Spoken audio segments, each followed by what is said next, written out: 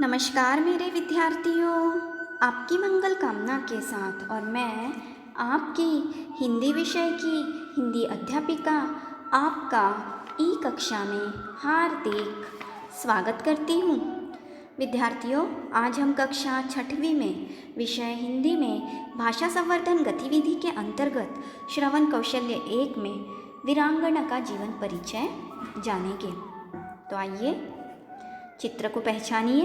हाँ, बिल्कुल सही पहचाना विद्यार्थियों आपने, रानी लक्ष्मीबाई का चित्र है।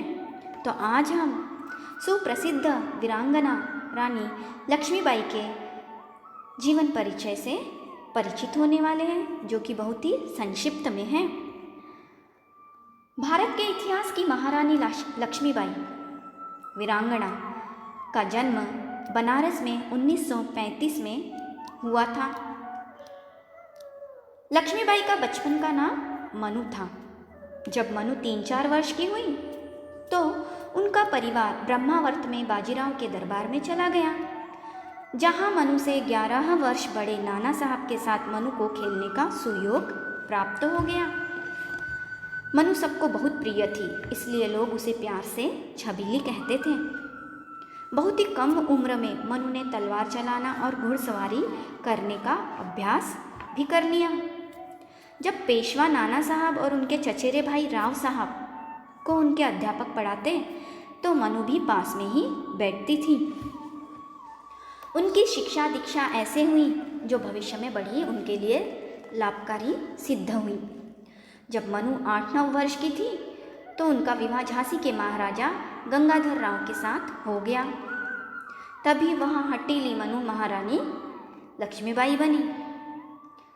उनका वैवाहिक जीवन बहुत ही सुखपूर्वक व्यतीत हो रहा था, किंतु देव को तो कुछ और ही करना था। देव प्रभु 1853 में गंगाधर राव की मृत्यु हो गई। 18 वर्ष की आयु में शासन का समस्त भार रानी लक्ष्मीबाई को उठाने के लिए बाध्य होना पड़ा। पति की मृत्यु के बाद ही महारानी ने दामोदर राव को गोद ले लिया, किंतु उस समय ईस्ट इंडिया कंपनी का गवर्नर जनरल डलहौजी था, जिसकी राज्य को जब्त करने की नीति जोरों से चल रही थी। अतः अंग्रेजों ने दामोदर राव को झांसी का उत्तराधिकारी स्वीकार नहीं किया और राज्य पर अधिकार कर लेने का फैसला कर लिया।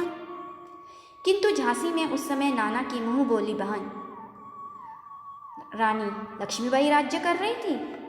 झांसी पर अधिकार कर लेना कोई हंसी खेल न था। घोषणा की गई, संसार परमेश्वर का है, देश सम्राट का है और झांसी की रानी लक्ष्मीबाई है। और रानी तो आजादी की दीवानी थी। और इसी तरह 31 मई 1857 को देश भर की छावनियों में 1857 का विद्रोह हो गया। ग्वालियर में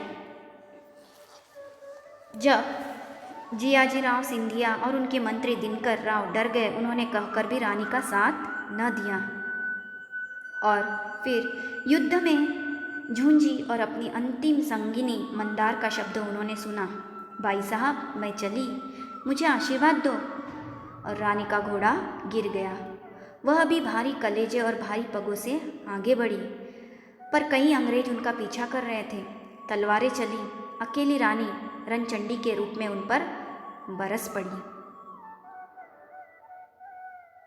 एक फिरंगी की तलवार उनके मस्तक पर लगी और उनके मस्तक का सीधा भाग कट गया। पर मृत प्राय होते हुए भी रानी की तलवार ने उस अंग्रेज को मार गिराया। अंतिम समय आ पहुंचा था।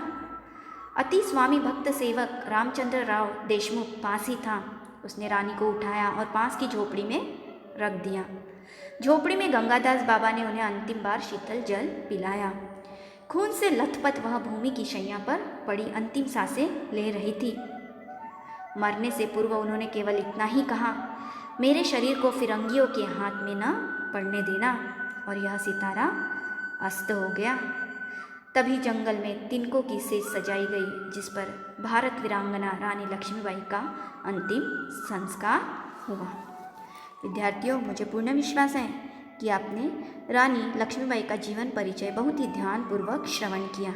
अब आपके सामने इसी परिचय पर आधारित 5 प्रश्न उपस्थित है। आपको उन 5 प्रश्नों के सही उत्तर का चयन करना है। अच्छा विद्यार्थियों, यह परिचय यही समाप्त होता है। धन्यवाद।